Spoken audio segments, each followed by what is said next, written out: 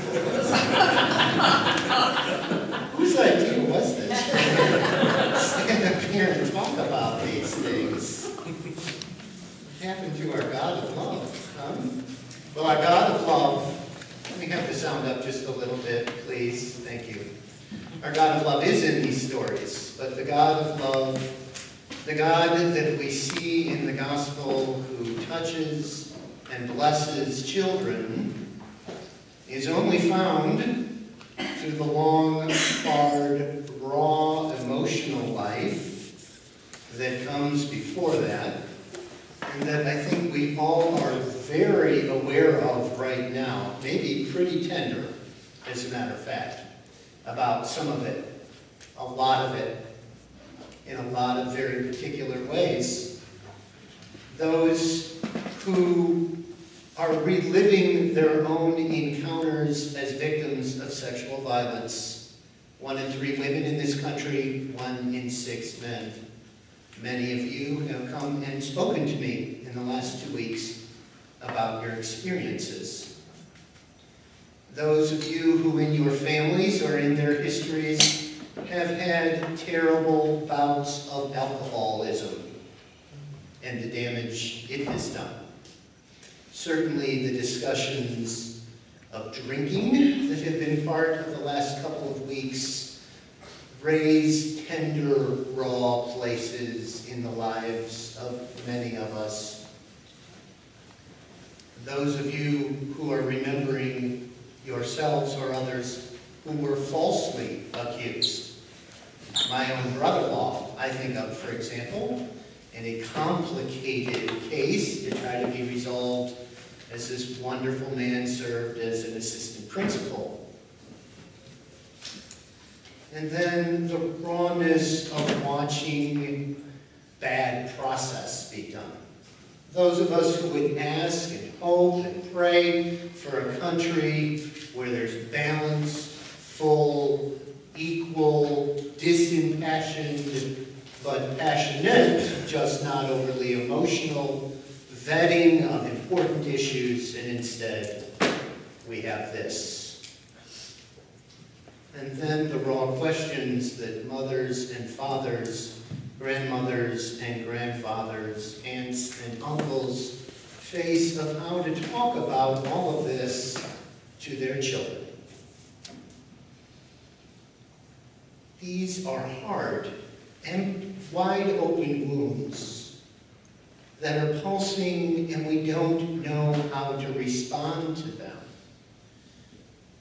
And our animal brains, our fight or flight brain, when it faces a situation like this, wants to shut down, separate ourselves, pretend it isn't happening, lash out at someone else, divorce ourselves from this portion of a difficult and hard world. In the gospel lesson, Jesus says that we are made for each other. And that being made for each other is the kind of divorce that Jesus wants us to remember we do not have an option to walk away from. Now, this option is not to say that there are not individual relationships which need to end. But that in the story of Job, for example, it skipped a little bit, but if you're familiar with it, talk about another hard lesson. Thank you very much. 2 on 1 Sunday. Job is blessed. And it gave us a couple verses of that, and then it skips the whole part where his 10 children die, and everything he owned is taken from him. And his wife says to him, why don't you curse the Lord? Why don't you divorce yourself? Why don't you strike out? Why don't you say enough? I don't need to be vulnerable to this. But Job remains faithful. It is this kind of faithfulness that Jesus offers us. After all, Jesus is known as the last and the culmination of the prophets. Well, how well were the prophets received before Jesus? Not very well, were they? And God, who created a world full of beauty, imagination, possibility, ends up with our broken selves. And rather than divorcing God's self from this world, re-engages with his own Son. Offers a different way to look at and participate in the hard, raw places of our lives.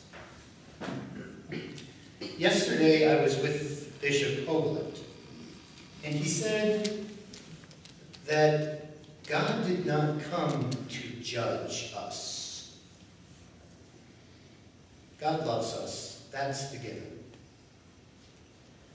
But with the sending of Jesus into the world, he has created a mirror for us to measure how we're doing on staying involved with each other and God's creation.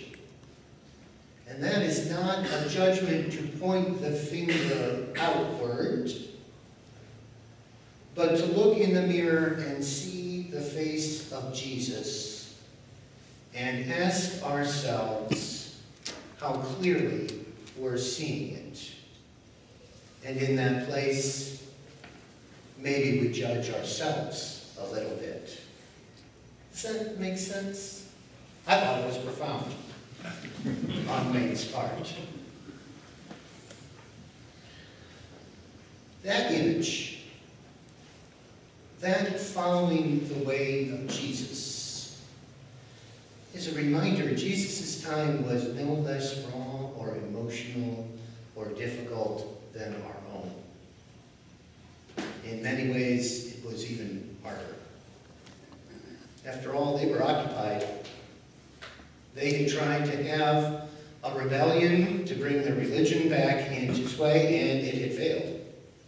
Their religious leaders were co-opted by the secular authorities, and the level of poverty they lived in compares to anything you would see in the worst third world country now.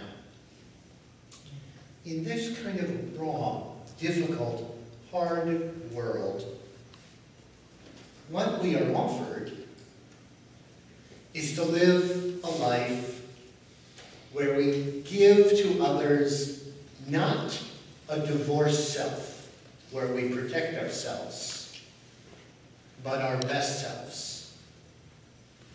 And in that process, we will see the mirror of Jesus.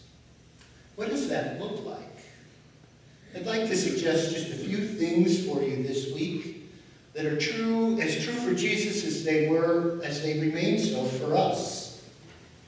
Think about adding a little more prayer and meditation to your week when you're feeling like divorcing yourself from the world. Jesus spent a lot of time in prayer, a lot of time being quiet.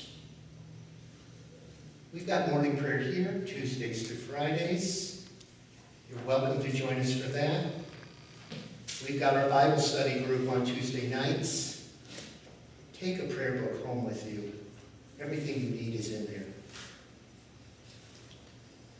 Consider taking a fast from the news outlets. You notice at the beginning of the gospel lesson, it is one of the partisan sides that's asking Jesus this difficult question about divorce, isn't it? This isn't one of the children we come around to in the story. This is the Pharisees. These are not people that are looking in the mirror to see the reflection of God. These are people that are busy pointing the finger out to judge others. Consider taking a break from those who feed that side of us. get the news you need, and then practice some of these other things. Prayer and meditation. Get outside. God's creation. The goodness of God's creation is certain to help rebalance your understanding of yourself and your place in the world. Most of Jesus' teaching takes place outside. Most of Jesus' life takes place outside. And here, next week, we're going to celebrate creation with our pet blessing service, which is really a way to recognize and remember the goodness of all the created world. Take on an extra act of kindness. The list isn't complicated, folks.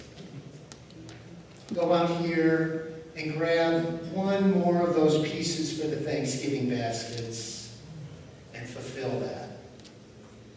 That donation you were thinking you were going to make to the Southern Poverty Law Center and never got around to, write the check.